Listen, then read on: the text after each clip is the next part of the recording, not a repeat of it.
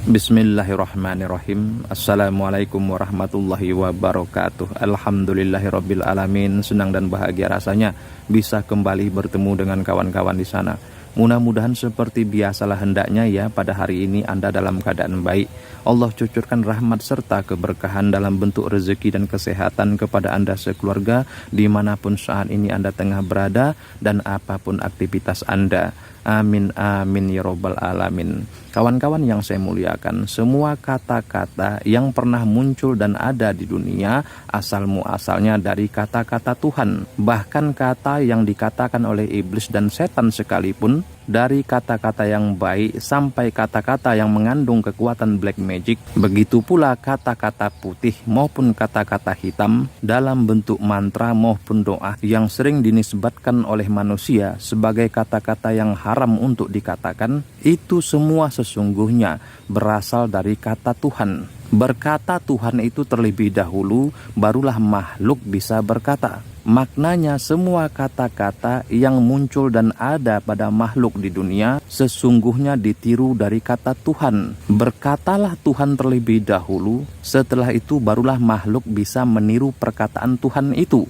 Jadi kata-kata yang ada selama ini, baik itu mantra, doa, ucapan semula jadi, berbahasa Al-Quran, Taurat, Injil, dan Zabur, maupun kata-kata yang terucapkan oleh orang-orang purba yang menyembah roh-roh kononnya, itu semua tidak muncul dari diri mereka, tetapi muncul karena meniru kata yang pernah dikatakan Tuhan. Jadi tidak ada ceritanya kata makhluk mendahului kata Tuhan, sebab adanya kata-kata yang diucapkan oleh makhluk itu setelah Tuhan berkata. Jadi kunci ma'rifatullahnya, selama kata Tuhan itu tidak Anda katakan di lisan, maka orang di depan Anda tidak akan bisa berkata-kata. Sebab kuncinya tidak ada kata makhluk yang mendahului kata Tuhan. Tuhan terlebih dahulu berkata, setelah itu barulah makhluk bisa berkata-kata. Dari mana makhluk bisa berkata-kata?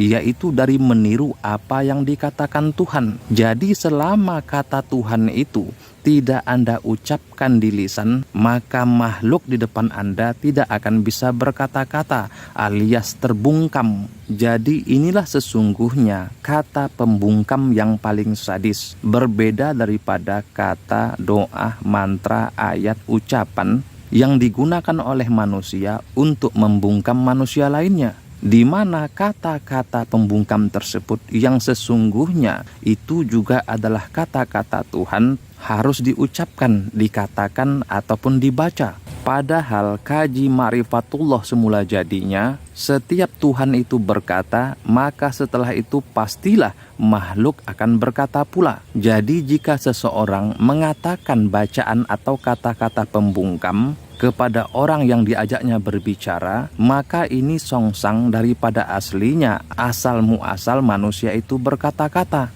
Bahwa sesungguhnya tidak akan pernah ada kata makhluk mendahului kata Tuhan. Maknanya jika kata Tuhan itu telah Anda katakan dengan Anda membaca atau menyebut di lisan mantra dan doa pembungkam, maka tidak akan ada satupun makhluk yang diam, karena asal mula jadinya setelah Tuhan berkata, maka sejak itulah makhluk pandai berkata-kata atau memiliki kata-kata, karena makhluk berkata-kata itu meniru dari perkataan Tuhan. Jadi kalau Anda mau tahu ilmu pembungkam, maka selama kata Tuhan yang pertama berkata itu tidak Anda katakan atau tidak Anda ucapkan di lisan, maka selama itu pula makhluk atau orang yang berada di depan Anda tidak akan bisa berkata-kata, karena kunci semula jadinya tidak ada kata makhluk yang mendahului kata Tuhan. Nah, yang menjadi pertanyaannya, apa kata yang pertama sekali Tuhan itu katakan? Setelah itu kata Tuhan itu ditiru oleh manusia,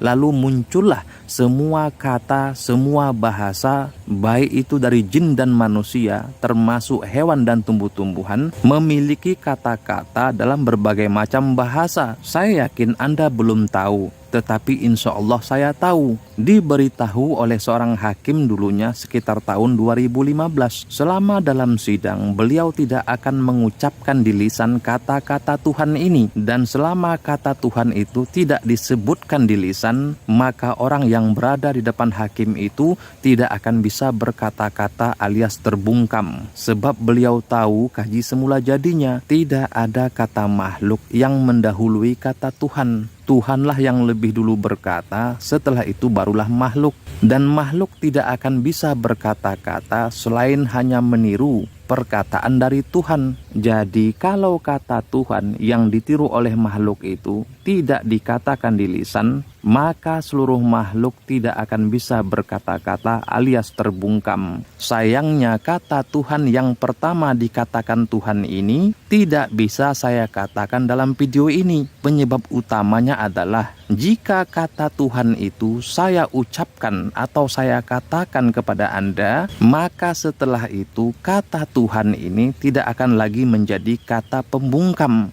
Sebab kaji semula jadinya, setelah Tuhan itu berkata, maka semenjak itulah seluruh makhluk pandai berkata-kata. Artinya kalau makhluk itu sudah pandai berkata-kata, maka tidak berfungsi lagi kata-kata Tuhan ini sebagai pembungkam. Jadi bagaimana cara mengijazahkannya? Bagi yang serius saja, Anda emailkan foto asli Anda bersama nama lengkap dan nama ayah kandung Anda kepada saya. Lalu saya tidak akan mengijazahkannya melalui kata-kata, suara, ataupun tulisan. Yang akan saya lakukan adalah mengijazahkan kata yang pertama Tuhan katakan ini menggunakan kekuatan telepati. Insya Allah tidak kurang dari 5 menit setelah Anda mengirimkan foto beserta nama lengkap Anda itu, akan muncul satu kata dalam diri Anda. Nah, kata yang pertama muncul itulah kata yang Tuhan katakan pertama sekali sebelum makhluk berkata-kata. Untuk membuktikannya, setiap Anda akan berkata-kata dengan orang lain,